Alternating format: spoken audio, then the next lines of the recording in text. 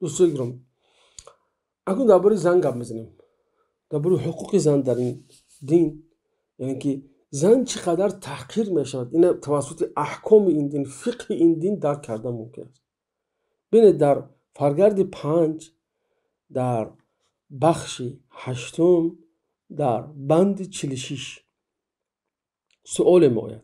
بند 45 و 46 و 47 میبینیم. میگه که در بند 45 ای دادار جهانی استومند، ای اشوان هرگاه در خانه مزدا پرستان زنی آبیستنه، یعنی حامله داری پس از بارداری 1 یا 2 یا 3 یا 4 یا 5 یا 6 یا 7 یا 8 یا کده که مردار بیزاید، مزدا پرستان اون زن رو به کجا باید ببرن؟ یعنی ببینید زن، مادر، خواهر، خب ببینیم که با اون چه معامله میشده در اون زمان. خب در جا ببینید در جا بس چی میگه؟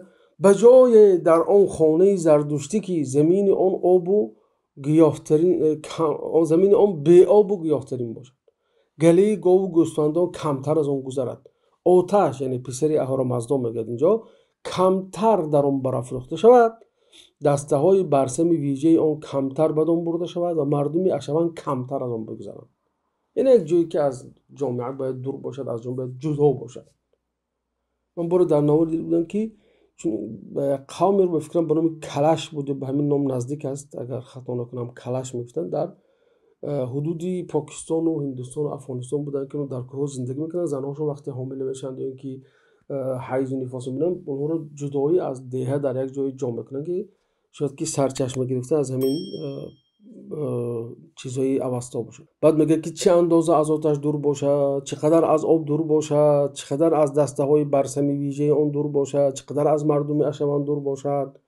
ببینید جواب، ببینید چقدر دین مشکل است. از در حیات تطبیق کردن خیلی مشکل است.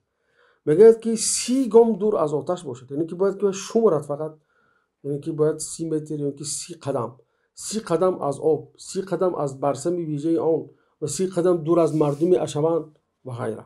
میگه که گرداگرد آن چینه برآورند، خب احاطه کنند و در درون آن خوراک و جامه بدهند برای وی.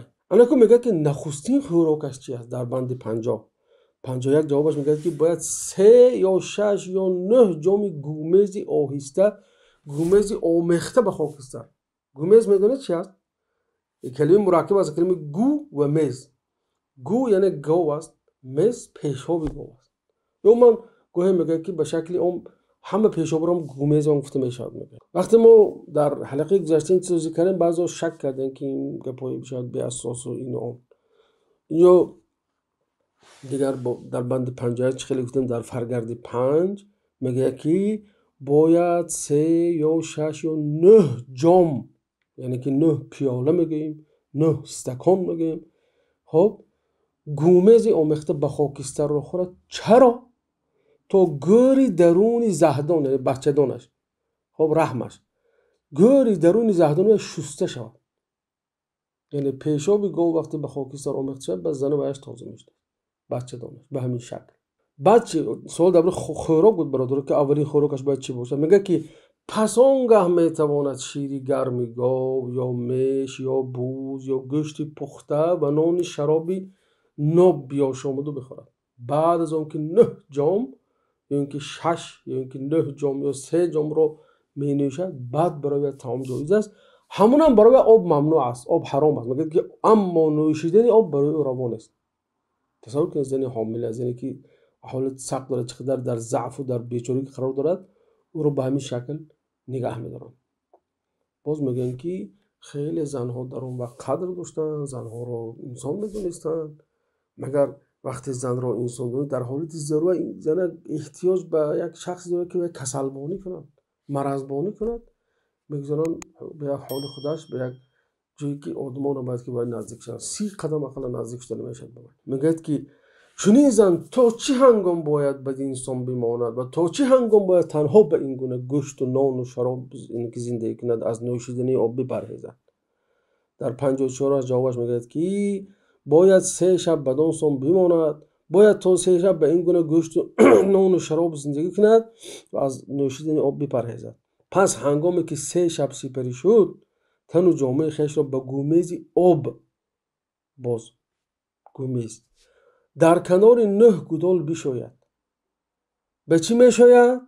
به پیشاب گاو و بدان سان پاک میشود. بس سوال درست که چونین زن در 55 بند 55 چونین زن تا چه هنگام باید بدین سان بماند؟ دست که پس از سپری شدن آن 3 شب تا چه هنگام باید تنها بماند؟ تنها و جدا از دیگران زندگی کند و جا و خوراک جامعه جدا باشد. 56 بند 56 میگه که باید تا 9 شب بدین سان بماند. باید تا 9 شب پس از اون سپری شدن آن 3 شب تنها بماند و جدا از دیگر مزد پرستان زندگی کند و جا و خوراک جامعه او جدا باشد.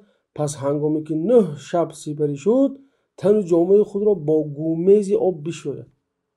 با گومیز و آب بشوید و پاک کند. این است احکام متعلق بزن. یعنی این یک شمه هست، یک قطره از دریای فقهی که حقوق زن در آن خیلی بالا نگه داشته می شود.